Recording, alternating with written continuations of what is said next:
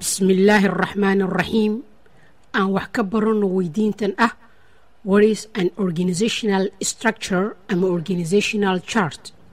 Organizational structure oo loo soo gaabiyay OS sidoo kalena loo yaqaano organizational chart ama qaab dhismeedka shirkadda waxaan ku qeexi karnaa waa nidaam cadaynaya sida loo wadaagayo howlaha iyo waxqabadka shirkadda si loo gaaro yoolka u yaala shirkadda.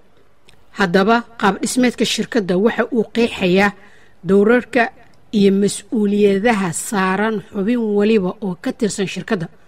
sidoo kale qaab dhismeedka shirkadda waxa ay xaqiijisaa habsami u socoshada xogta iyo shaqada u taala shirkadda. sidoo kale waxa ay muhiim u tahay in la sameeyo qaab dhismeedka shirkadda si loo xaqabtiro baahiyaha kala duwan ee macaamiisha iyo in sare loo qaado dakhliga soo gelaya shirkadda. waayo marka macmiilka si wanaagsan loo xaqabtiro baahidiisa waxaa sare aadaysa dakhliga soo gelaya shirkadda. xog dheeraada oo ku saabsan vision, mission, goals and objectives fadlan ka dhegeyso lifaaqyada hoose oo aan hadda koor kaga soo hadalnay. mahadsanidin waa inoo markale haddii rabbi idmo.